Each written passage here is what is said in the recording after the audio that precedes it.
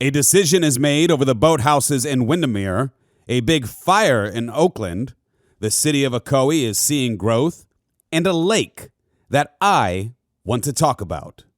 The date is March 17th, 2022. We're going to go through these stories and more. Welcome to West Orange on the Go. My name is Austin Arthur, and this is where we do local news and comment. And when I say local news, I mean hyper-local. West Orange. This is your news. We begin in 10 seconds. You're listening to West Orange on the Go. Brought to you by the West Orange Times and Observer. Hosted by Austin Arthur. West Orange on the Go. The lengthy battle over the historic boathouses took another turn at the Windermere Town Council meeting March 8th, as council members voted to proceed with a 60-day notice of lease terminations, installing security cameras, and ensure the boathouses are preserved. The council voted 4-1 in favor of the 60-day notice of lease terminations, with Councilmember Andy Williams dissenting.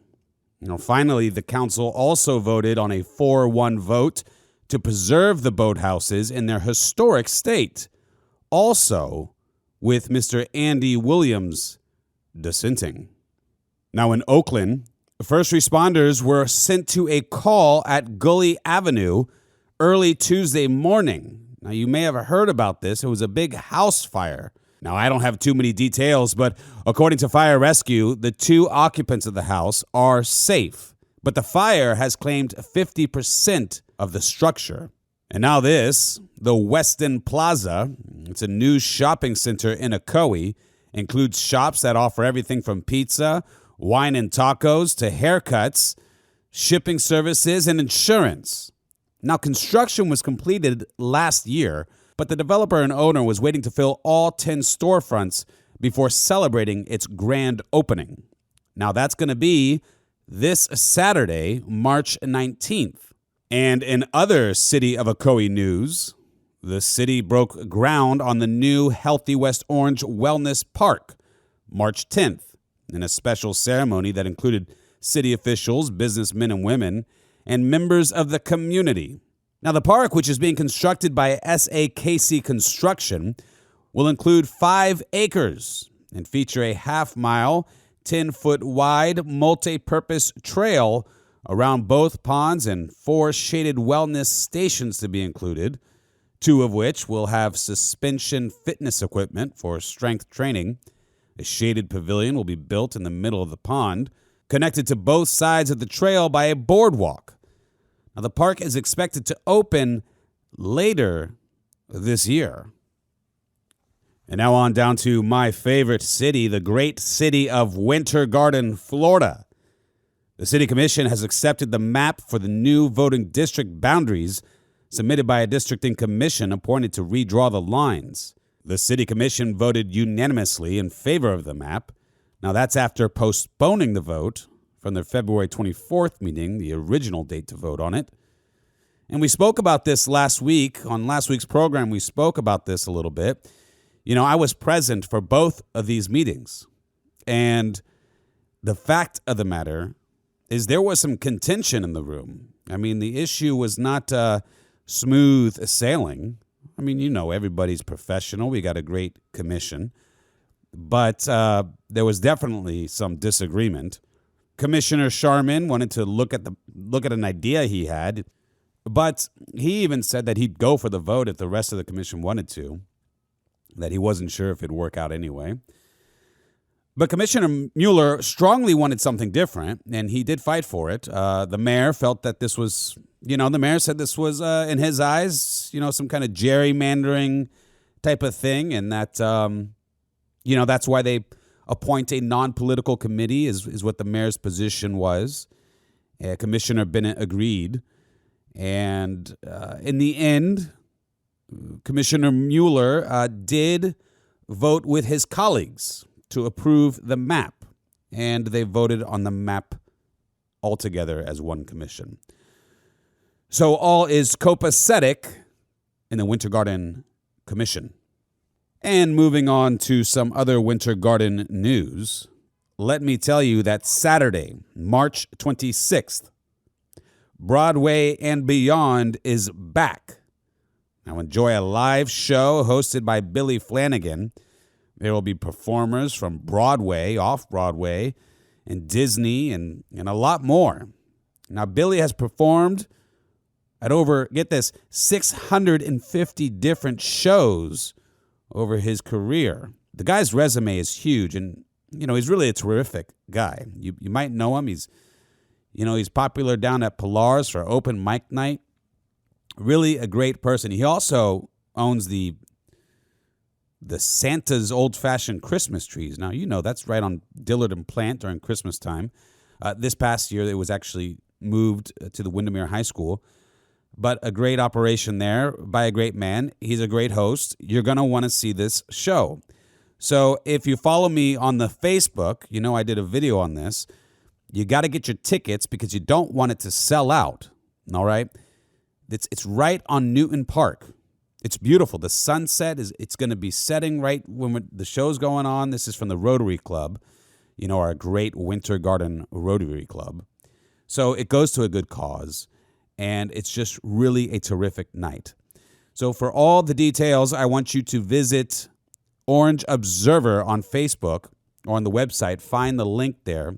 We got it all linked, so you could buy the tickets, or you could visit the Rotary Club of Winter Garden on Facebook. Now, before I get into the final page in a little bit here, I want to do our sports highlight. Okay, so let me tell you about the young man that the West Orange Times and Observer has selected as the Athlete of the Week. Now, that's Victor Wright. Victor Wright is a Special Olympics swimmer who swam for the West Orange High School, one of the first Special Olympians to make the team. Wright trains at the National Training Center in Claremont and is part of the South Lake Aquatic Club as well. This summer, he will be traveling to the island nation of Malta, representing the U.S. in the state of Florida, where he will compete in the 50-meter breaststroke and the 50-meter freestyle. Now, I know this young man and his family. He's a great kid. He's, just a champ. Always working hard, always training, always winning. I love it. His father is a great community man. Both his parents are just terrific. You may know them. If you do, I want you to reach out to them and to Victor and wish him a happy birthday. He recently had a birthday. So with that being said, I say happy birthday to our great champ, right here from Winter Garden and West Orange, going to be representing our country and our state, not to mention our community in Malta. All right. Go Team Victor. And now let's get into some school news. That's hyper-local school news. That's what we do around here. We're all about our hyper-local community. Just a few weeks ago, Foundation Academy hosted a ribbon-cutting ceremony. The new building is Educational Building 1, and it's going to host many academic classes, including art, band, and science. Now, the building has been in the planning stages for several years, although official work started just 9 months ago. And as many of you can imagine, 9 months to build a building in this current climate is pretty impressive. My brother's trying to build a pool, and it's like, wow, I think it's going to take him like 10 years or something, with all the problems that are going on in the chain and all that stuff. Now, you need to keep an eye on FA. That's Foundation Academy. They are growing fast. My recommendation for Foundation Academy comes by me professionally as well as personally. Foundation Academy, where character matters. And now we're diving into the final page. And Chris Martucci writes, the Central Florida Council celebrated its 100th anniversary with its annual Golden Eagle event March 9th at Tanner Hall in Winter Garden. The dinner was co-chaired by former Orange County Commissioner Betsy Vanderlei and FOLA President Joe Dunn. It was a great success, raising more than $52,000. Now, let's get into the reason that I selected this for my final page. Because in this week's paper, you see it's just a little section on the event. Very nice. But the reason is this portion. The late Jim Thomas was honored posthumously for his contributions to scouting. Current Friends of Lake Apopka President Joe Dunn accepted the award on his behalf before presenting it to Thomas's widow, Peg Dunn. Now, I bring this up not only because, Jim Thomas was a great man who did a lot for scouting and got this recent award after his passing, of course. But Jim Thomas is the founder of Friends of Lake Apopka. You may know them by the abbreviated FOLA. Jim Thomas, I believe, more than any other man, is who we have to thank for the great restoration at Lake Apopka. Now, don't get me wrong, a lot of great people and a lot of great entities played a role in this. But Jim Thomas is the one who really created the awareness and organization that it needed, not to mention getting legislation in place to work on this and to protect the lake. As so many people say, it's not a dead lake. That's just not true. On the contrary, thanks to Jim Thomas and others like the aforementioned Joe Dunn and people like Jim Peterson with St. John's River Water Management District and many others, it's really quite the opposite. The lake is back. I mean, it's really doing well. Not fully back, but it's really a tremendous improvement from, what it was 20 years ago. Now, I was lucky enough to get a tour. The tour was of the North Shore. And, I saw a lot of the water was clear. I saw fish. I think there was tilapia in there and bass. I mean, of course, about the birds. I mean, it's just incredible. Over 300 species of birds. I mean, this was a thriving lake. Not where it needs to be, of course, but not a dead lake. I just wanted to highlight that today and encourage you to be active. I was at the FOLA meeting this week, and one of the biggest concerns, this issue of Hydral. Okay, so, it's that green stuff. It's just kind of everywhere. Now, this stuff just suffocates the lake. Not to be clear, Hydral is not all bad. It could provide benefits to a lake, when it's managed, when it's not too rampant. But, FOLA is of the position that to be a healthy amount, it should be maintained to less than 5%, of the total lake acreage, less than 5%. Right now, it's over 40%, and it's growing. Now, so time is of the essence on this issue.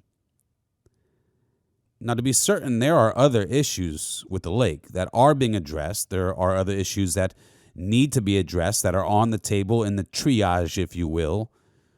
But also, as Joe Dunn, as I heard him say, there's really 3 top priorities right now. Hydral,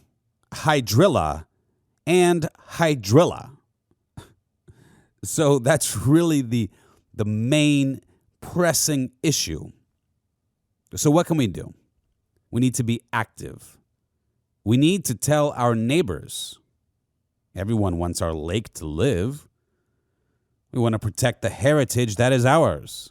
So therefore, I encourage you to support FOLA, Friends of Lake Apopka. Let's start by following them on Facebook. If you're on Facebook, go on the Facebook and check them out. That's a great way to stay informed and learn more and to become active. You could share things and get things moving. You know what? Let's have a West Orange on the Go surge to their Facebook page. So It's facebook.com/Friends of Lake Apopka. Facebook.com/Friends of Lake Apopka.